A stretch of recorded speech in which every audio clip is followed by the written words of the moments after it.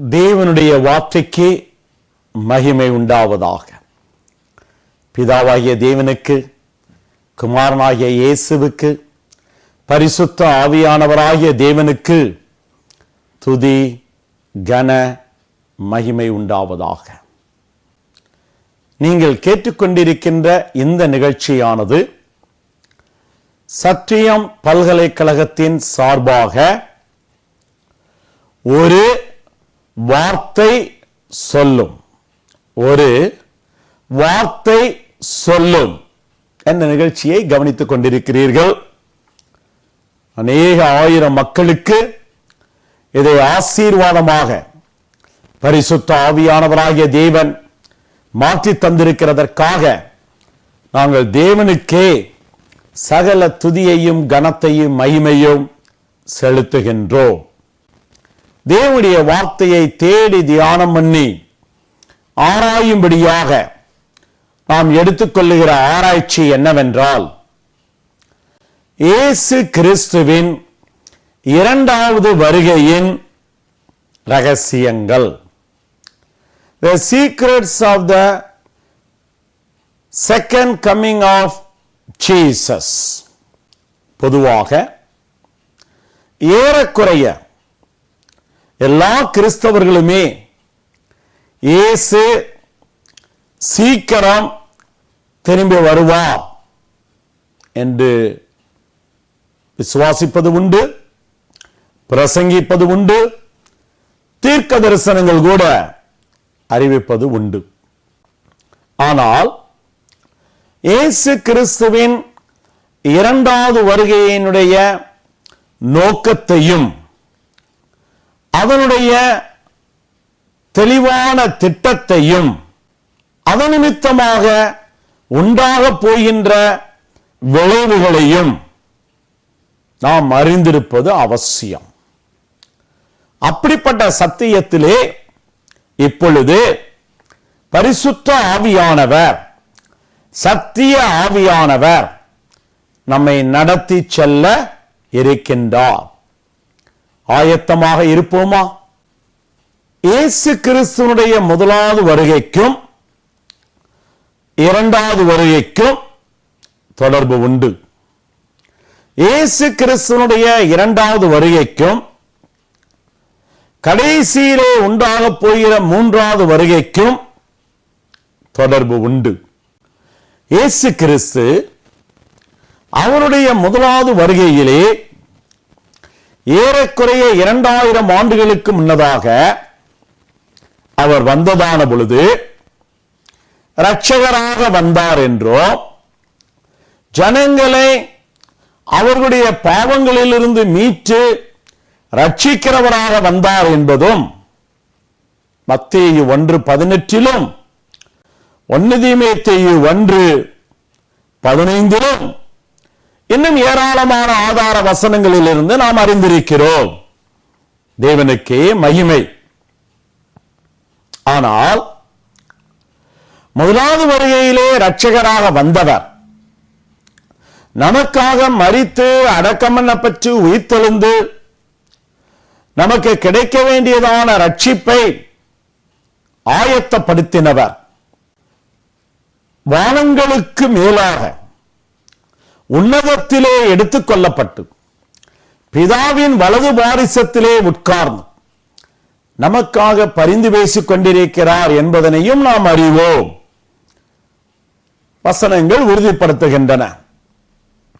ஆனால் அந்த இயேசு கிறிஸ்துவனுடைய மரணத்தின் நிமித்தம், அடக்கம் பண்ணப்படுதல், உயிர்த்தெழுதல் நிமித்தம் அந்த சத்தியத்தை கேட்டு மனம் திரும்பி மறுபடியும் பிறந்து ரட்சிக்கப்பட்டு சபையினிலே இணைக்கப்பட்டு ஆசீர்வாதங்களை பெற்று வாழ்ந்து வருகிறதான தேவ ஜனங்கள் சத்திய ஆவியானவருடைய உதவியோடு கூட தேவ சித்தத்தை செய்வது அவசியம். தேவ திட்டத்தின்படி நடந்து கொள்வது அவசியம். கனி கொடுக்கின்றவர்களாக, சாட்சியின் ஜீவியம் செய்கிறவர்களாக இந்த உலகத்திலே ஒளியாக, உப்பாக, விளக்காக விளங்க பண்ணுவது அவசியம். குறைகளுக்கு மத்தியிலே, நம்முடைய குற்றங்கள் பிரச்சனைகளுக்கு மத்தியிலே தேவ கிருபையை பெற்று பூரணராக நாம் முயற்சிக்க வேண்டியது அவசியம். இப்படி நாம் செய்யும் பொழுது ஆண்டவருடைய இரண்டாவது வருகைக்கு நம்மை ஆயத்தம் பண்ண முடியும். இயேசு கிறிஸ்து இரண்டாவது வருகையிலே வரும் பொழுது அவருடைய ரட்சிப்பை யார் யார் ஏற்றுக்கொண்டிருக்கிறார்களோ, யார் யார் பெற்றுக்கொண்டிருக்கிறார்களோ, அப்படிப்பட்ட ரட்சிக்கப்பட்ட தேவ மக்களை எடுத்துக்கொள்ளும்படியாக இயேசு இரண்டாவது வருகையிலே வருகிறார். முதலாவது வருகையின் நோக்கம் ரட்சிப்பை ஆயத்தப்படுத்துவதற்காக, ஒன்று பண்ணுவதற்காக. இயேசுவின் இரண்டாவது வருகையின் நோக்கம் அந்த ரட்சிப்பை ஏற்றுக்கொண்டு, அந்த ரட்சிப்பிலே நடந்து, அந்த ரட்சிப்பை சுதந்திரித்துக் கொண்ட ரட்சிக்கப்பட்டதான தேவ ஜனத்தை எடுத்துக்கொள்வதற்காக இயேசு கிறிஸ்து இரண்டாவது வருகையிலே வருகின்றார்.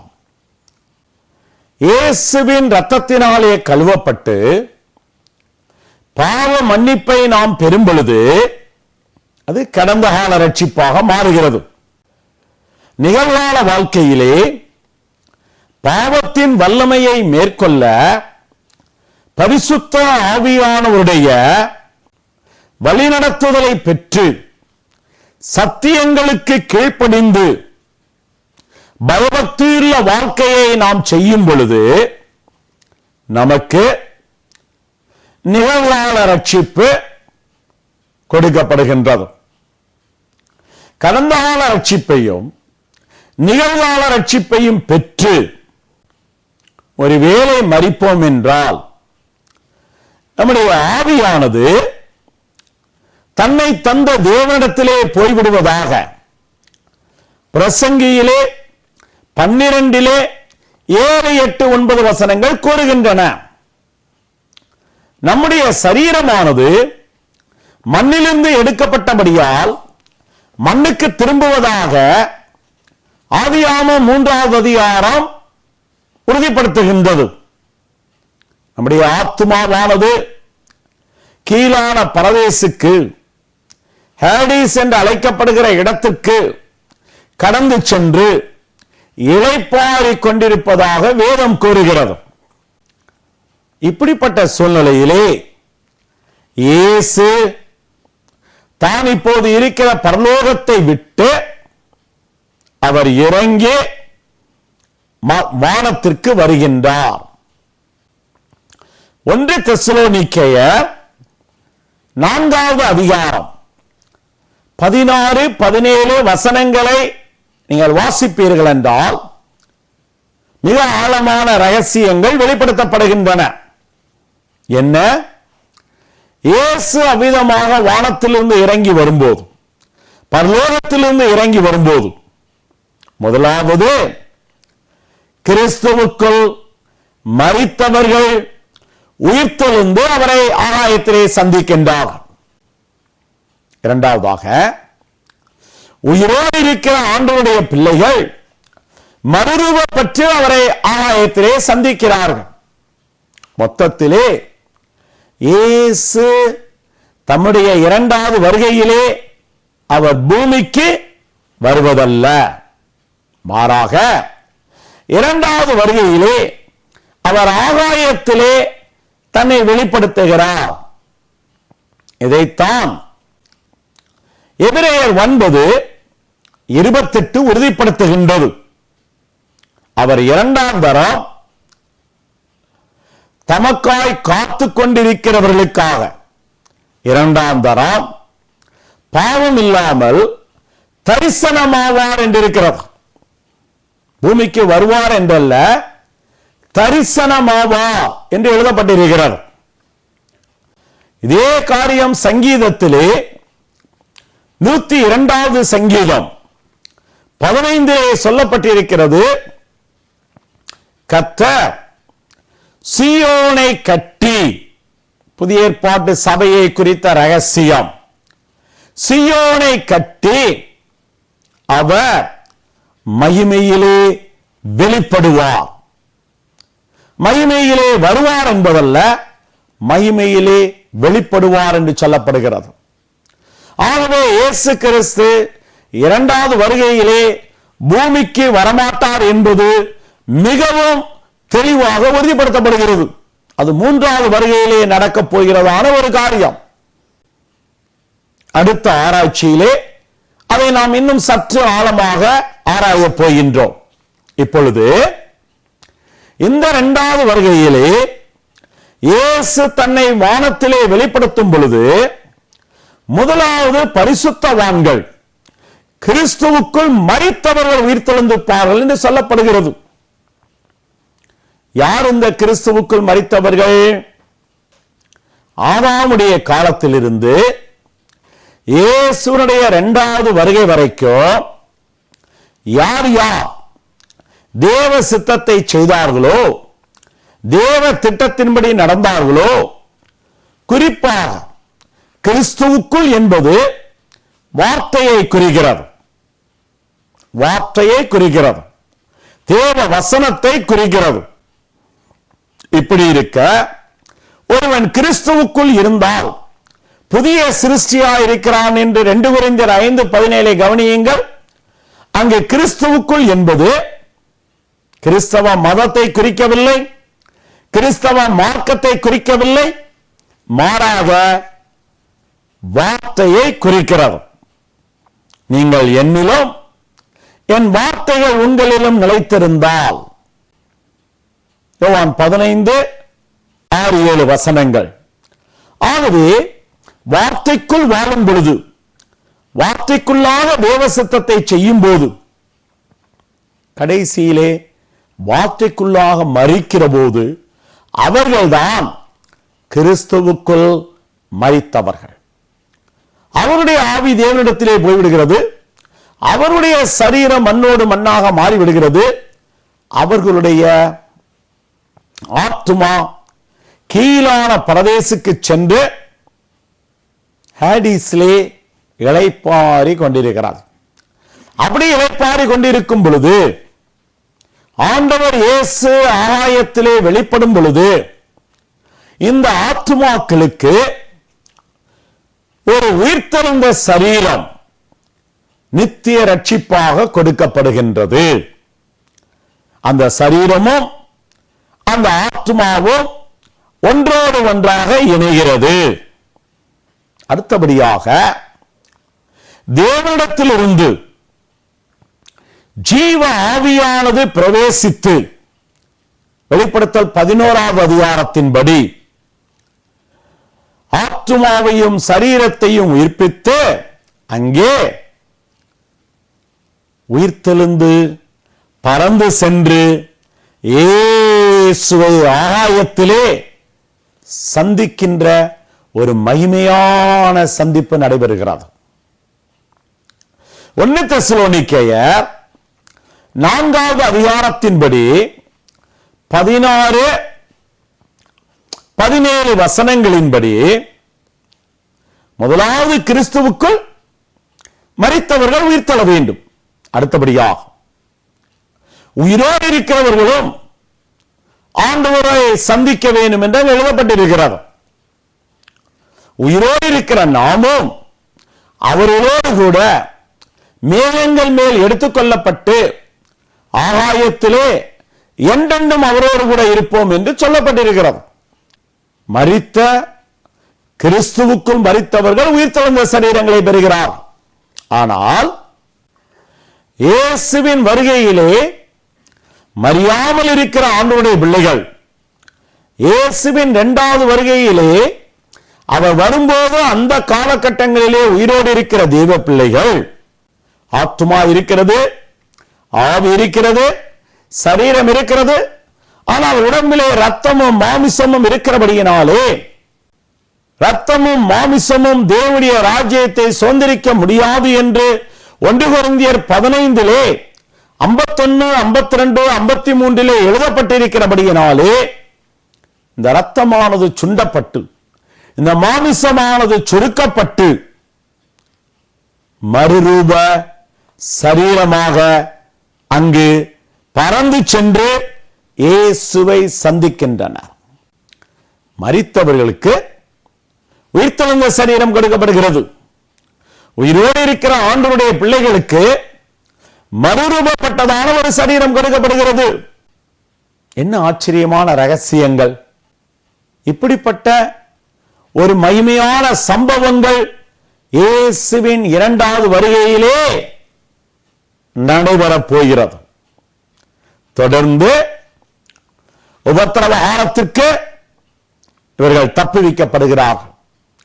மகாபத்திரவ காலத்திற்கு இவர்கள் விடுவிக்கப்படுகிறார்கள், தப்புவிக்கப்படுகிறார்கள். அடுத்தபடியாக ஆட்டுக்குட்டியானவருடைய கல்யாணத்திலே இவர்கள் கலந்து கொள்வதாக வெளிப்படுத்தின விசேஷம் 19வது அதிகாரம் 7, 8 வசனங்கள் கூறுகின்றன. தேவனுக்கு மகிமை உண்டாவதாக. ஆட்டுக்குட்டியானவருடைய கல்யாண விருந்தில் பங்கெடுக்கின்றவன் பாக்கியவான் என்று சொல்லப்பட்டிருக்கிறது. அந்த மகிமையான அனுபவத்திற்கு பிறகுதான் இயேசு கிறிஸ்துவனுடைய 3வது வருகையானது சம்பவிக்கப்பட போகிறது. அந்த 3வது வருகையிலேதான் இயேசு எடுத்துக்கொள்ளப்பட்டதான தேவ மக்கள், பரலோகத்தைச் சேர்ந்ததான ஒரு தேவ சேனை பூமிக்கு ஒலிவ மலையின் மேல் எருசலேமுக்கு எதிராக இறங்குகிறது. அதை அந்த 3ஆம் வருகையின் ரகசியங்களை நாம் நம்முடைய அடுத்த ஆராய்ச்சியிலே பார்க்க போகின்றோம். ஆனால் இயேசுவின் 1வது வருகையின் நோக்கத்தை புரிந்து கொள்ளாமல், அவர் இரட்சகராக வந்ததை ஏற்றுக்கொள்ளாமல், ரட்சிக்கப்படாமல், தேவ சித்தம் நிறைவேறாமல் 2வது வருகையிலே எடுத்துக்கொள்ளப்பட முடியாது. இது மிக மிக மிக அவசியம். ஆகவேதான் எபிரேயர் 2வது அதிகாரத்திலே 4, 5, 6 வசனங்களிலே ரட்சிப்பை ஆவியானவர் முக்கியப்படுத்தி பேசும் பொழுது அங்கு என்ன எழுதப்பட்டிருக்கிறது? இவ்வளவு பெரிதான அடையாளங்களினாலும் சாட்சிகளினாலும் அற்புதங்களினாலும் தேவனால் உறுதிப்படுத்தப்பட்ட இவ்வளவு பெரிதான ரட்சிப்பை குறித்து நாம் கவலையற்று இருப்போமானால் தண்டனைக்கு எப்படி தப்பித்துக் கொள்ளுவோம் என்று வேதம் சொல்லுகிறது. ஆகவே ரட்சிக்கப்படவில்லையானால் ஒரு பெரிய தண்டனை காத்திருக்கிறது என்பதையும் நாம் மறந்துவிடக்கூடாது. பிரியமானவரே, நாம் ரட்சிக்கப்பட்டிருக்கிறோமா? நம்முடைய குடும்பத்திலே இருக்கிறவர்கள் ரட்சிக்கப்பட்டிருக்கிறார்களா? நம்முடைய குடும்பத்திலே இருக்கிறவர்களுடைய ரட்சிப்பை குறித்து நாம் கவலைப்படுகிறோமா? அதை சீரியஸாக நாம் எடுத்துக்கொள்கிறோமா? நம்முடைய உற்றார் உறவினர்கள் அவருடைய ரட்சிப்புக்காக நாம் ஜெபிப்பதோடு கூட அவர்களுக்கு இந்த சத்தியங்களை பயந்து கொள்ளத்தக்கதாக நாம் போதிக்கப்பட்டிருக்கிறோமா? தெரியாது என்று சொல்லிவிடக் கூடாதே. அவருடைய இரத்த பலியை நியாயத்தீர்ப்பு நாளிலே தேவன் நம்மிடத்திலே கேட்பாரே. ஆகவே ஒவ்வொரு ஆண்டவருடைய பிள்ளையும், ஒவ்வொரு ஊழியக்காரனும், அவர் எவ்வளவு பெரிய பாஸ்டராக இருந்தாலும், அப்போஸ்தலராக இருந்தாலும், தீர்க்கதரிசியாக இருந்தாலும், ஆத்துமாக்களை சந்திக்க வேண்டும். ஆத்துமாக்களை ஆதாயம் பண்ணுகிறவன் ஞானமுள்ளவன் என்று இருக்கிறது. நம்மிடத்திலே ஒப்புக் கொடுக்கப்பட்ட ஆத்துமாக்களை கூட தொடர்ந்து நாம் இயேசு கிறிஸ்துவினுடைய வருகைக்கு ஆயத்தப்படுத்துவது அவசியமான சத்தியமாக இருக்கிறது. பிரியமானவர்களே, சத்தியத்தை நீங்கள் அறிய வேண்டும். இயேசுவின் இரண்டாவது வருகையிலே எடுத்துக் கொள்ளப்பட 1 தெசலோனிக்கேயர் 5ஆம் அதிகாரம் 23ஆவது வசனம் ஒரு நிபந்தனையை கூறுகிறது. என்ன நிபந்தனை அங்கு சொல்லப்படுகிறது? சமாதானத்தின் தேவன் தாமே உங்களோடு கூட இருப்பாராக.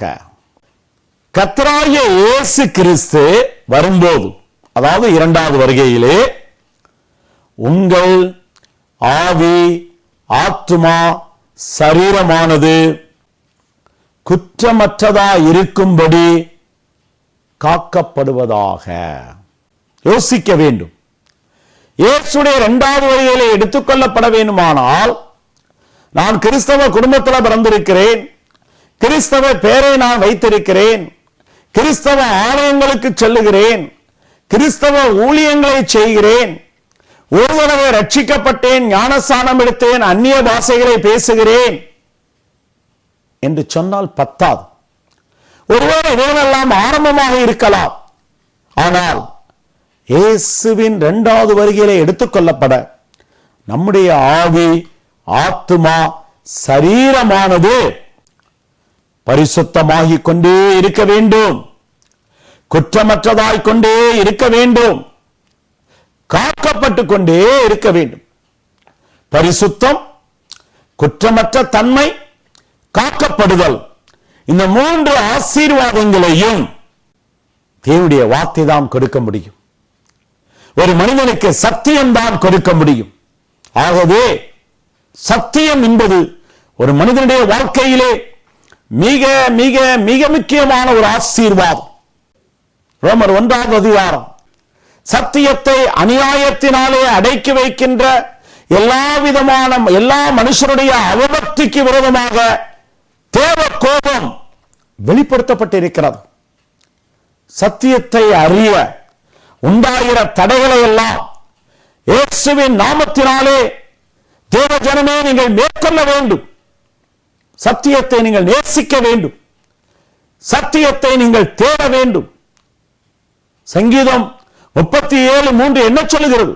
பூமியிலே குடியிருந்து சத்தியத்தை மேய்ந்துவல் என்று சொல்லுகிறது. சத்தியத்தை தேடுகிறவன் ஒருவன் உண்டோ என்று நீங்கள் எருசலேம் நகரத்திலே அலைந்து திரிந்து எனக்கு காட்டுங்கள், நான் எருசலேமுக்கு மன்னிப்பு தருவேன் என்கிறது. சத்தியம், தெய்வம்தான் சத்தியம், இயேசுதான் சத்தியம், ஆவியானவர் தான் சத்தியம், வார்த்தை தான் சத்தியம். தேவ ஜனமே, உங்களையும் மற்றவர்களையும் இயேசுவின் இரண்டாவது வருகைக்கு ஆயத்தம் என்ன? உடனடியாக சத்தியம் பல்கலைக்கழகத்தின் வேத ஆராய்ச்சிகளிலே இணையுங்கள், தொடர்பு கொள்ளுங்கள். தேவன் தாமே உங்களை ஆசீர்வதிப்பாராக. செபிப்போமா? ஆபிரகாமின் தேவனும் ஈசாக்கின் தேவனும் யாக்கோபின் தேவனுமாகிய எங்களுடைய சத்திய தேவனே, சத்திய பிதாவே, உடைய சத்திய வார்த்தைகளுக்காக ஸ்தோத்திரம், உடைய சத்திய வேதத்திற்காக ஸ்தோத்திரம். இம்மற்றும் உடைய சத்தியத்தை ஆராய எங்களுக்கு கொடுத்த கிருபைகளுக்காக ஸ்தோத்திரம். ஆவியானவர்களை வழிநடத்தின சத்தியங்களுக்காக ஸ்தோத்திரம். குறிப்பாக சத்தியத்தின் மேல் அன்பு உண்டாகத்தக்கதாக, பிரியம் உண்டாகத்தக்கதாக எங்கள் ஒவ்வொருவரையும் வழிநடத்துவீராக. கேட்டுக்கொண்ட அருமையான நம்முடைய பிள்ளைகள் ஒவ்வொருவரும், அவருடைய குடும்பத்தார், அவருடைய உற்றார் உறவினரும் உடைய இரண்டாவது வருகையிலே எடுத்துக் கொள்ளப்படத்தக்கதாக ஆவி, ஆத்மா, சரீரத்தை தகுதிப்படுத்துவீராக, தகுதிப்படுத்துவீராக. பிரச்சனைகள், சோதனைகள், பலவீனங்கள், குறைகள், குற்றங்கள் காணப்பட்டாலும் அவைகளிலிருந்து நீர் எங்களை தொடர்ந்து மீட்டு ரட்சித்து உம்மை நோக்கி எடுத்துக்கொள்வீரா. ஆசீர்வதியும் ஆண்டவரே, எங்களை ஆசீர்வாதமாக வாழ வையும். துதி, கன, மகிமை எல்லாம் நீர் எடுத்துக்கொள்ளும். வார்த்தையாகிய இயேசுவின் நாமத்தில் ஆவியானவருடைய ஒத்தாசையில் ஜெபிக்கின்றோம் ஜீவனுள்ள நல்ல பிதாவே, ஆமென். தேவ வார்த்தை தாமே உங்களை ஆசீர்வதித்து உயர்த்தி பாதுகாப்பதாக.